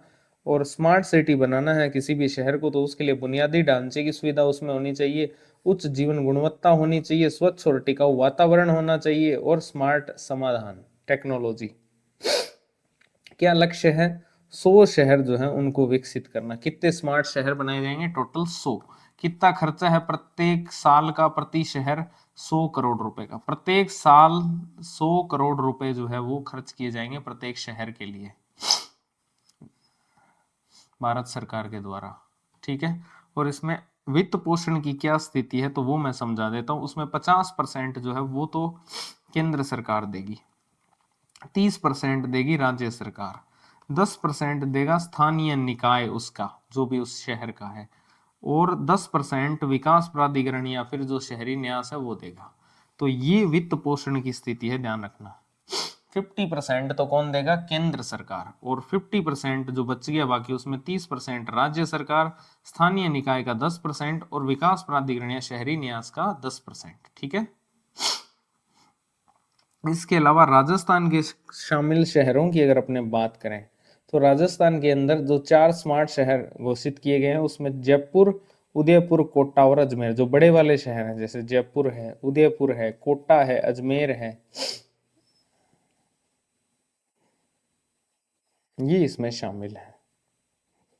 ठीक है, स्मार्ट सिटीज जयपुर, उदयपुर, कोटा और अजमेर। ये वित्त पोषण ध्यान रखना अगर नहीं पढ़ा है पहले कभी तो। अगला जो है अमृत 2.0, ये मैं आपको पढ़ा चुका हूँ जल संपदा वाले चैप्टर के अंदर। अटल नवीनीकरण और शहरी परिवर्तन मिशन अमृत 2.0 1 अक्टूबर 2021 को प्रारंभ हुआ है, और इसके तहत टैगलाइन है हर घर नल, हर घर जल नहीं है, वो जल जीवन मिशन की है, हर घर नल की टैगलाइन है 2025-26 तक। ठीक है, अब इसमें ये परसेंटेज ध्यान रखना, शहरों की आबादी अगर 1 लाख से कम है तो केंद्र सरकार का हिस्सा होगा 50% और राज्य सरकार का भी 50%। 1 लाख से 10 लाख के बीच में है तो 33% तो केंद्र सरकार का और 66% राज्य सरकार का। 10 लाख से अगर अधिक है आबादी तो 25% केंद्र सरकार, 75% राज्य सरकार का। ऑलरेडी पढ़ा चुका हूं उस चैप्टर में। क्या इसमें विशेष है, तो राज्य सरकार के हिस्से का जो 10% हिस्सा है वो संबंधित नगर निकाय वहन करेगा। इसके अलावा ये जो दे रखे हैं ये तो कोई खास नहीं है। तो ये था अमृत 2.0। फिर स्वच्छ भारत मिशन जो शहरी है 1.0 और 2.0, इसको ध्यान में रखना। जो स्वच्छ भारत मिशन शहरी है इसका उद्देश्य वही है, सार्वजनिक भागीदारी के माध्यम से भारत के अंदर स्वच्छता को बढ़ावा देना। जो व्यक्तिगत घरेलू शौचालयों, ठीक है, सामुदायिक या सार्वजनिक शौचालयों, मूत्रालयों का निर्माण, प्रभावी ठोस अपशिष्ट प्रबंधन, इन सब पर केंद्रित है। राजस्थान के अंदर सभी शहरी स्थानीय निकायों को खुले में शौच मुक्त जो है वो घोषित किया गया है। राजस्थान के अंदर सभी शहरी जो स्थानीय निकाय हैं, ठीक है, उनको खुले में ओडीएफ जो है उनको घोषित किया गया है। इसके बाद ये जो 2.0 है स्वच्छ भारत मिशन शहरी 2.0, ये आया था अक्टूबर 2021 के अंदर। 5 वर्षों की अवधि के लिए। इसके भी घटक वही सेम हैं जो कि आपके 1.0 के थे, बस इसमें एक जल प्रबंधन और सूचना संचार और क्षमता निर्माण ऐड हुआ है। इसके बाद अपने बात करते हैं श्री अन्नपूर्णा रसोई योजना। श्री अन्नपूर्णा रसोई योजना ग्रामीण क्षेत्र वाली, ग्रामीण विकास वाले चैप्टर में पढ़ी थी, और ये शहरी वाली है अन्नपूर्णा रसोई योजना। इसी से शुरुआत हुई थी। ना इसकी डेट अब मेंशन कर रखी सर्वे में कि कब से हुई है, क्या इसका टैगलाइन है, कुछ भी नहीं दिया हुआ है। जितनी इंफॉर्मेशन सर्वे में दी हुई है वो आप चिंता मत करो, वो मैं आपको सारी ही पढ़ाऊंगा। जितनी बजट में दी होगी वो मैं आपको सारी पढ़ाऊंगा, ठीक है। अब ये जो है ये एक कंसेप्ट पर आधारित योजना है, अन्नपूर्णा रसोई योजना। वो कंसेप्ट क्या है, वो है लक्ष्य अंत्योदय, प्रण अंत्योदय और पथ अंत्योदय। अंत्योदय, ठीक है ना, लक्ष्य भी अंत्योदय है, प्रण भी अंत्योदय का है, और पथ भी अंत्योदय है। तो ये एक कंसेप्ट है, इस कंसेप्ट पर बेस्ड ये योजना है अन्नपूर्णा रसोई योजना की। लक्ष्य अंत्योदय, प्रण अंत्योदय और पथ अंत्योदय। 230 जो भी नगरीय निकाय है उनके अंदर टोटल 992 रसोइयों का संचालन हो रहा है, ठीक है ना। राजस्थान के अंदर जो भी 230 नगरीय निकाय हैं उनके अंदर 992 रसोइयों का संचालन हो रहा है। अब 79 मैंने आपको बताया नवगठित जो नगरीय निकाय थे उनके अंदर हर एक के अंदर एक एक अन्नपूर्णा रसोई जो है उसके संचालन की प्रक्रिया भी प्रगतिरत है। इसलिए राज्य के अंदर टोटल अगर अपने 992 के अंदर 79 ऐड कर दें तो टोटल 1071 अन्नपूर्णा रसोइयों को स्वीकृति मिल चुकी है, ठीक है। 1071 अन्नपूर्णा रसोइयों को जो है वो स्वीकृति दी जा चुकी है। क्या क्या लाभ इस योजना के तहत हैं, तो 8 रुपए प्रति प्लेट में जो है भोजन दिया जाता है, और राज्य सरकार 22 रुपए प्रति प्लेट का अनुदान भी उसमें देती है, ठीक है। इसके बाद आती है प्रधानमंत्री आवास योजना शहरी 1.0, ठीक है। स्वच्छ भारत मिशन पढ़ा था शहरी वाला 1.0 2.0। प्रधानमंत्री आवास योजना जो शहरी 1.0 है, इसका उद्देश्य है किफायती आवास उपलब्ध करवाना। किनको? बेघरों को। इसके अलावा आर्थिक रूप से जो कमजोर वर्ग है उनको। अब आर्थिक रूप से कमजोर वर्ग में कौन आते हैं, तो 3 लाख रुपए तक की ईडब्ल्यूएस आते हैं, ठीक है। 3 लाख रुपए तक की जिनकी वार्षिक आय है। लेकिन एक वर्ग ऐसा भी है जिनकी निम्न आय है, जिनकी 3 लाख रुपए से 6 लाख रुपए तक की आय है वार्षिक, तो उसको निम्न आय वर्ग में शामिल करते हैं, ठीक है। उसको भी ये योजना कवर करती है आवास योजना। तो इसमें एक तो बेगर जिनके पास में आवास ही नहीं है वो, इसके अलावा ईडब्ल्यूएस जो आर्थिक रूप से कमजोर वर्ग है जिसकी 3 लाख रुपए तक की सालाना इनकम है, वो निम्न आय वर्ग जिनकी 3 से लेकर 6 लाख तक की ही इनकम है सालाना, वो भी इसमें शामिल है, ठीक है। क्या क्या इसके घटक हैं, तो एक है साझेदारी में किफायती आवास, लाभार्थियों के नेतृत्व में व्यक्तिगत आवास निर्माण और ऋण लिंक्ड सब्सिडी योजना। ये 3 इसके प्रमुख घटक है, ठीक है। ये 2.0 में तो सिर्फ आपको इतना ध्यान रखना है ये 2029 तक है, वही सेम प्रोविजन लाभार्थी वगैरह इसमें सेम ही है। 2.0 कब तक है? 2029 तक। फिर आती है राजस्थान परिवहन आधारभूत विकास निधि।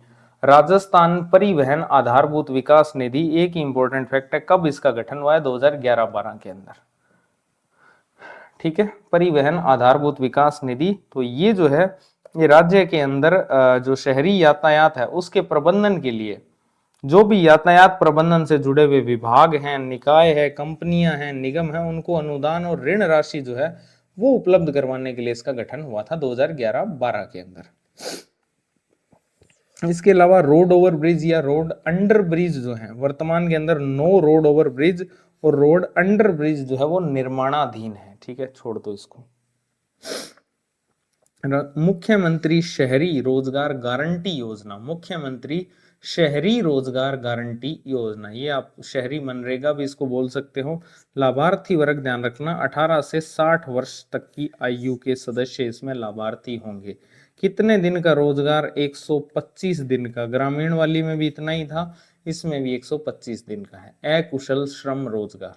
पंजीकरण आप इसमें जन आधार का यूज कर सकते हो, जन आधार के माध्यम से आप निशुल्क पंजीकरण करवा सकते हो। योजना के अंदर महिला सशक्तिकरण का प्रभाव इस बात से समझ आता है कि 90% से अधिक मजदूर महिलाएं हैं। शहरी मनरेगा के अंदर 90% से अधिक मजदूर क्या है? महिलाएं। इसके बाद में एक आती है राजस्थान शहरी अवसंरचना विकास परियोजना, RUIDP, इसका थर्ड चरण। ठीक है, राजस्थान शहरी अवसंरचना विकास परियोजना चरण थर्ड।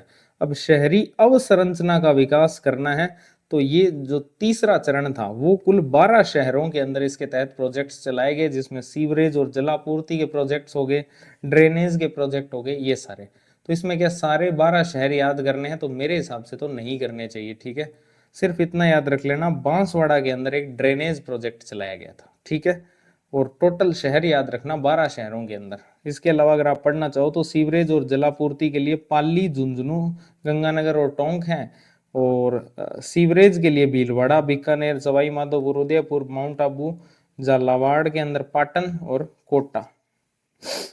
फिर जो इसका चरण 4 है, ये तो तीसरा चरण था। इसके बाद ये जो RUIDP है, शहरी अवसंरचना विकास परियोजना, इसका चरण 4 जो है वो आपके कितने शहरों में चला? 14 शहरों के अंदर। कितने शहरों में? 14 शहरों के अंदर उसका ट्रेंच 1 चला। ट्रेंच 1 उसका 14 शहरों में चला, और जो उसका ट्रेंच 2 था वो आपके 16 शहरों के अंदर।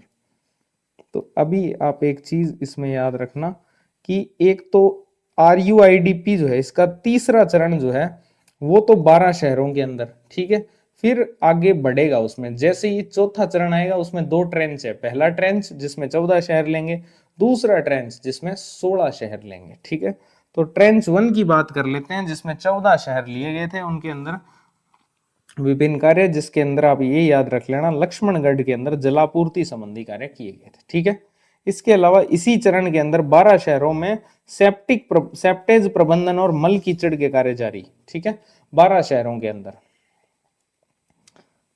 ये जो ट्रेंच 2 है इसका चरण 4 का, ये इंपॉर्टेंट है क्योंकि इसमें वित्त पोषण कौन कर रहा है? एशियाई विकास बैंक। मैंने आपको बताया था जो भी शहरी प्रोजेक्ट्स हैं उनमें एशियाई विकास बैंक की सहायता कर रहा है, ADB। कितने शहरों के अंदर? 16 शहरों के अंदर बुनियादी ढांचे के कार्यों के लिए निवेश किया जा रहा है, जिसमें सीवरेज, जलापूर्ति हो गई, शहरी सौंदर्यीकरण हो गया, मल कीचड़ और सेप्टेज प्रबंधन हो गया। ठीक है, इसके बाद में आता है राष्ट्रीय राजधानी क्षेत्र, NCR। ठीक है, NCR।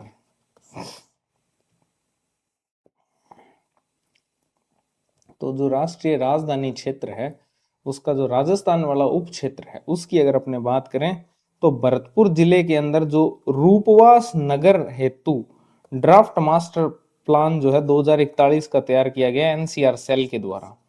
भरतपुर जिले के अंदर एक रूपवास नगर है, रूपवास नगर, उसके लिए मास्टर प्लान तैयार हुआ है 2041 का। इसी प्रकार से खैरथल तिजारा जो जिला है उसके अंदर जो खैरथल है उसके लिए भी 2041 का मास्टर प्लान तैयार किया गया है। खैरथल के लिए एक संशोधित मास्टर प्लान भी तैयार हुआ है 2047 का। 2041 के बाद अब 2047 कर दिया उसको, 2047 का मास्टर प्लान भी तैयार किया गया खैरथल के लिए संशोधित। फिर अगर अपने बात करें तो NCR क्षेत्र के अंदर जो राष्ट्रीय राजधानी क्षेत्र योजना बोर्ड नई दिल्ली है उससे ऋण सहायता कौन कौन प्राप्त कर रहा है? जो NCR क्षेत्र है उसके अंदर जो राष्ट्रीय राजधानी योजना बोर्ड है नई दिल्ली, उससे कौन कौन ऋण सहायता प्राप्त कर रहा है? एक तो कोटा विकास प्राधिकरण कर रहा है और एक कर रहा है भरतपुर विकास प्राधिकरण। ठीक है, तो ये इंपॉर्टेंट है, ये ध्यान रखना कि NCR क्षेत्र के अंदर राष्ट्रीय राजधानी जो क्षेत्र योजना बोर्ड है, ठीक है, उससे कौन कौन ऋण सहायता प्राप्त कर रहा है? कोटा विकास प्राधिकरण और भरतपुर विकास प्राधिकरण।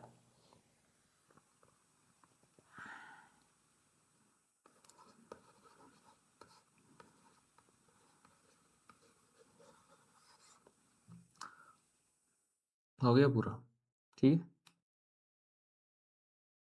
सब्सक्राइब कर लेना, पसंद आए वीडियो तो लाइक कर देना।